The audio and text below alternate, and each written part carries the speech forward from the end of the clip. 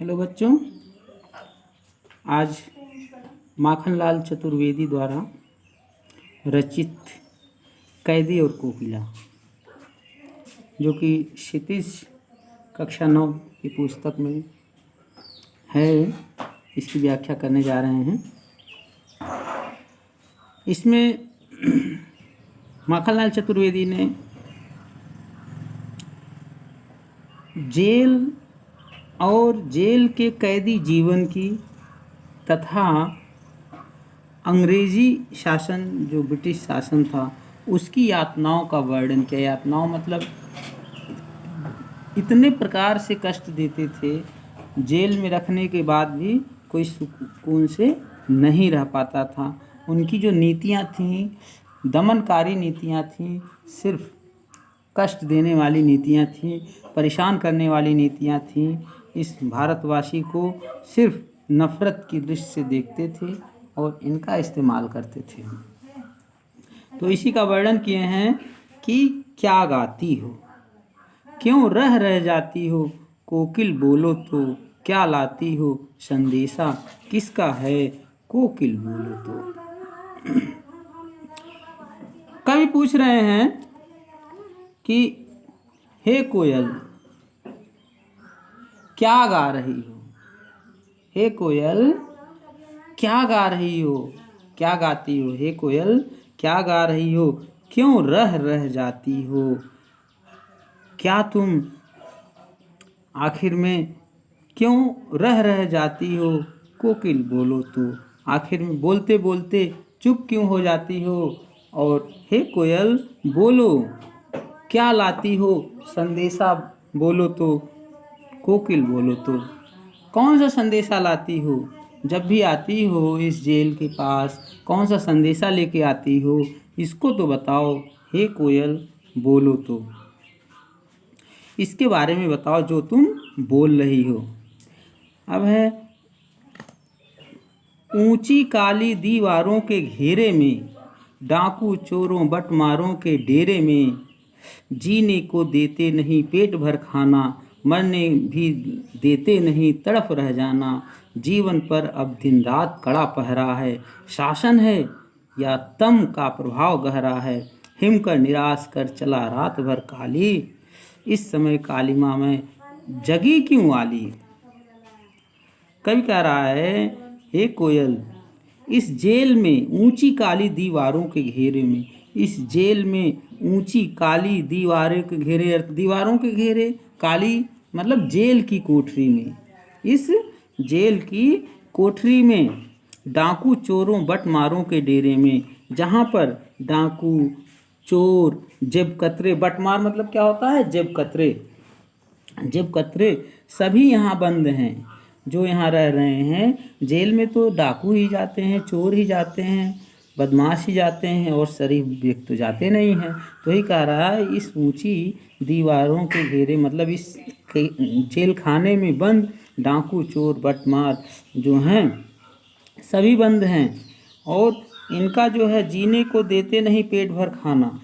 ये जो अंग्रेजी शासन है, यह पेट भर खाने के लिए भी नहीं देते हैं जिससे ज़िंदगी जिया जा सके, मरने भी नहीं देते तड़प रह जाना, और न ही मरने देते हैं, न ही मरने देते हैं, सिर्फ तड़प करके मन रह जाता है। न जीने के लिए पेट भर खाना देते हैं, न मरने ही देते हैं कि मतलब ले आओ मार ही दिया जाए इन्हें, या कोई कुछ अगर मरना भी चाहे तो मरने भी नहीं देते हैं।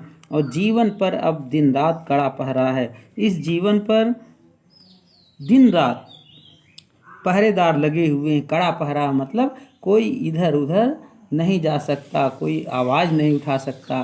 तो यही कह रहा है कि जीवन पर दिन रात कड़ा पहरा है, शासन है या तम का प्रभाव गहरा है, यह शासन है या अंधेरे का घना प्रभाव है। अंधेरे के तम मतलब अंधेरा, अंधेरे का घना प्रभाव का मतलब ये है कि यह अज्ञानी अंग्रेज इस बात को नहीं जान रहा है कि इनके कुकर्मों का फल इन्हें भोगना पड़ेगा। व्यक्ति जैसा कर्म करता है वैसा उसे भोगना पड़ता है, लेकिन यह इस बात को नहीं समझ पा रहे हैं। हिमकर निराश कर चला रात काली, और हिमकर कवि कह रहा है कि कि हिमकर जो हिमकर है वह भी निराश होकर के, मतलब सूर्य भी निराश होकर के चला गया, अर्थात दिन डूब गया। और इस शासन के कारण सूर्य भी निराश होकर चला गया, अर्थात इनके क्रियाकलापों में, अंग्रेजों की गतिविधियों में कोई हस्तक्षेप करने वाला नहीं है, क्योंकि ये अपने मन के करने वाले हैं। ये खुद अपने आप को बर्बादी की नींव डालते हुए चले जा रहे हैं। इसलिए वह भी सूर्य, यहाँ दो हिमकर में जैसे अगर देखा जाए तो सूर्य निराश होकर चला गया, अर्थात समझाने वाले अंग्रेजों को समझाते रहे लेकिन नहीं समझे, और जैसे दिन डूबता वैसे दिन भी डूब गया, काली रात आ गई। और इस काली भरी रात में तुम बताओ भला क्यों जग रही हो, इस समय क्यों आ गई हो, हे कोयल बोलो तो। कवि यही कहना चाह रहा है कि व्यक्ति का जब विनाश आता है तो सारी बुद्धि उसकी भ्रष्ट हो जाती है, वह किसी का कहना नहीं मानता, चाहे होशियार हो चाहे जो हो। आगे है, क्यों हुक पड़ी वेदना बोझ वाली सी, कोकिल बोलो तो क्या लुटा मृदुल वैभव की रखवाली सी, कोकिल बोलो तो क्या हुई बावली अर्धरात्रि को चीखी, कोकिल बोलो तो किस दावानल की ज्वालाएं हैं दिखी, कोकिल बोलो तो। कवि कह रहा है कि क्यों हुक पड़ी, हुक मतलब जैसे पीड़ा हो ना, वेदना बोझ वाली सी, हे कोयल तुम्हारी बोली सुनकर हृदय में पीड़ा क्यों उभर आई, तुम्हारी आवाज़, कवि कह रहा है तुम्हारी आवाज़ सुनकर मेरे मन की पीड़ा, हृदय में पीड़ा क्यों उभर आई, हे कोयल बोलो तो क्या लूटा मृदुल वैभव की रखवाली, किसने यहाँ क्या लूट लिया कि वैभव की रक्षा करने वाली के समान तू बोल पड़ी, क्या लूटा मृदुल वैभव की रखवाली सी। जैसे कोई रखवाली करने वाला होता है, पहरेदार होता है, जब कुछ लूटता है तो तुरंत चिल्ला देता है, तो आखिर में क्या ऐसा लूटा जिसके कारण तुम इस अर्धरात्रि को चिल्ला पड़ी, बोल पड़ी, हे कोयल बोलो तो क्या हुई बावली सी अर्धरात्रि को चीखी, क्या ऐसा हुआ, क्या ऐसा हुआ, अरे बावली आधी रात को तू क्यों चीखने लगी, इसका कारण बता, कोकिल बोलो तो, हे कोयल बोलो तो किस दावानल की ज्वालाएं दिखी, भला किस भयंकर आगों की लपटें दिखी जिसके कारण से तू बोलने लगी। दावानल जैसे अग्नि 7 प्रकार की होती है, जिसमें एक दावानल होती है जो जंगल में अग्नि लगती है, समुद्र अग्नि होती है। तो ऐसे ही किस जंगल में क्या आग लग गई और उसकी ज्वालाओं को देख करके तुम आधी रात को बोल पड़ी, हे कोयल बोलो तो क्या हुआ जिसके कारण से तुम आधी रात को चीख पड़ी। बच्चों ये फर्स्ट अभी है, आगे वाला हम नेक्स्ट वीडियो में शेयर करेंगे। और अगर ये वीडियो अच्छा लगा हो, हमारी व्याख्या समझ में आई हो, तो इसे लाइक करना, शेयर करना और चैनल को सब्सक्राइब करना मत भूलें। और साथ ही में हम आपसे हमेशा कहते आए हैं, जब भी आप देखते हैं वीडियो तो इसे बार बार देखिए, जिसे अच्छी तरह से आप समझ सकें।